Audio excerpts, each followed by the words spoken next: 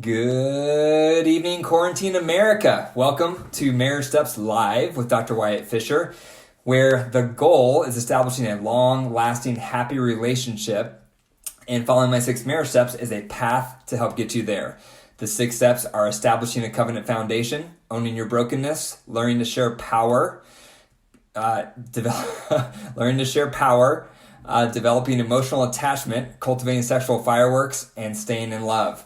If you have questions on what I covered tonight or comments, be sure to put them in the comment section and I'll cover it at the end of the program. Okay, so to start off with our marriage joke of the night, the first one of the night says, "My wife told me she needs more space. I said no problem and locked her out of the house." There's number 1. Marriage joke number 2 for the night. A robber robs a bank, gets all the money, and is about to leave. But before that, he asks a customer lying on the floor, Have you seen me rob this bank?" "Yes, sir," says the customer, and gets promptly shot. "Have you seen me rob this bank?" the robber asks another customer.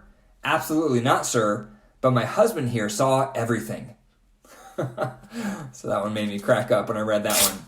Okay, so our 2 marriage facts for the night. The first one is a marriage ceremony ends with a kiss because in ancient Rome, a kiss was a legal bond that sealed contracts and marriage was seen as a contract. So that's interesting that is the origins of why marriages end with a kiss. Because back in ancient Rome, a kiss meant this is a legal contract we're entering into. That's even more interesting considering that marriage step number 1 is establishing a covenant foundation instead of a contract. Okay, the second marriage fact of the night. A study was done that showed the less quality sleep a partner received, the more likely they were to argue with their spouse. So think about your children. Think about all of us, right? When we don't have enough rest, we get grouchy, we get cranky, and it would make sense that this applies to our partner. So if you have kids, think about how they behave when they haven't slept enough. We're the same way. When we don't sleep enough, we get grouchy. So this study would make sense. The less you sleep, the more crabby and more argumentative you're probably going to be with your partner. Okay, so for the marriage message of the night, I'm going to be going through 6 ways to stop making love to your phone. Okay, 6 ways to stop making love to your phone. So the reason this is important is because everyone is on tech. Tech is exciting, tech is entertaining, tech is stimulating, and research has supported this also. Whenever there's a new notification on a phone, there's a little drip of dopamine gets released in your brain. So that's why we're all glued to our phones, and we can't wait to see what that new notification is, and did I get a new like or a new comment or whatever it is, but we're glued to our phones. But unfortunately, this wreaks havoc on relationships because it can often feel like that phone is more important than me. Can you relate? Can anyone relate? Maybe you can give me a thumbs up if you're listening to this and you can relate to that. So I'm going to go through 6 ways to stop making love to your phone. The first thing to consider is how much time are you wasting on your phone? It's one thing to get on a phone or on an iPad because you have to check something or it's something constructive, but unfortunately that can quickly lead into 30 minutes, into an hour or hours doing random surfing on the internet that's really not productive. So that's one thing to ask yourself is how much time do you waste on tech? Because that can increase your motivation to want to curb it. Because if your only motivation is because your partner is harping on you, then you may feel like you're just curbing your behavior because they're nagging you. But if you can find your own internal motivation to curb your tech use somewhat, then that may be one of them. How much time are you wasting on tech? Okay. The second is modeling for your kids. So if you have kids, what type of modeling are you providing for them with tech? Are you showing them balance? Are you showing them the importance of exercise, the importance of reading an actual book, the importance of music? Are you showing them that? Or are you showing them that the only thing that matters is looking at your phone? What are you modeling for your kids? So sometimes that can also increase our motivation to want to curb what we're doing with our tech when we think about what kind of modeling and am I providing to my kids right now, if I have kids.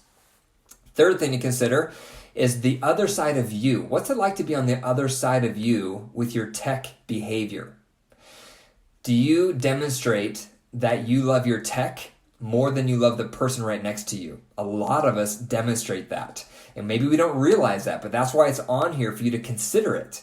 What kind of message are you demonstrating to those around you by how you're interacting with tech? What would it feel like to be on the other side of your tech behavior?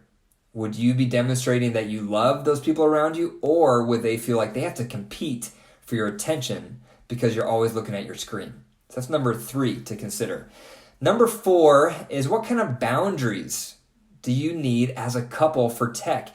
We have to have boundaries for everything in our life to have balance. And often we get out of balance. It's just common human nature.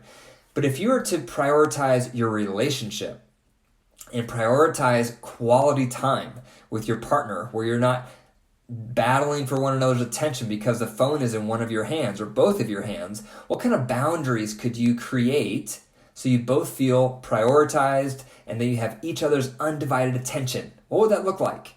So one example for some couples is every night after a certain time when they go into the room, they power off all tech. So some couples I know do that from, say, 9 to 10 every night. And that's their hour of undivided attention they give each other to connect emotionally, physically. Maybe they play some games. But what would that look like for you on a daily basis to have some boundaries with tech for your partner? Another thing to consider is a once a week tech boundary. Some couples I know have a tech Sabbath, where once a week they'll go without tech for 4 hours or 6 hours so that they can just have fun together and reconnect without the interference of a phone in between them. Now that may sound crazy to some of you listening, actually going that long without tech, but think about when you were growing up. You didn't have tech. Maybe you had a pager at the most, and we would go days without being reachable at times. But now if we go more than 15 minutes, everyone freaks out. So obviously there's benefit to being reachable. However, when it dominates and takes over and starts hurting your marriage because your partner feels like they never get your attention, now we have some problems. So consider a once a week rhythm to have no tech for an extended period of time. The 5th idea to consider here is share what you're looking at. Have you ever walked into a room and your partner's looking at their phone and they're quiet and you have no idea what they're doing? What are they looking at? Are they responding to a text? Are they reading the news? Are they looking at their Instagram feed? What are they doing? And because you don't know what they're doing, it makes it feel even more detached, even more removed, even more offensive almost. So one tip is if you are looking at your device and your partner walks into the room, tell them what you're doing. Share with them what you're looking at. That will bring them into what you're doing so it doesn't feel so divided. And then have the courtesy to stop doing it to connect with your partner. The 6th thing to consider is in the morning, so many couples are in the bad habit of waking up, rolling over, and the first thing they do is, guess what? They check their phone instead of checking in with their partner. First thing you should do in the morning, if you and your partner wake up at the same time roughly, is roll over and greet your partner.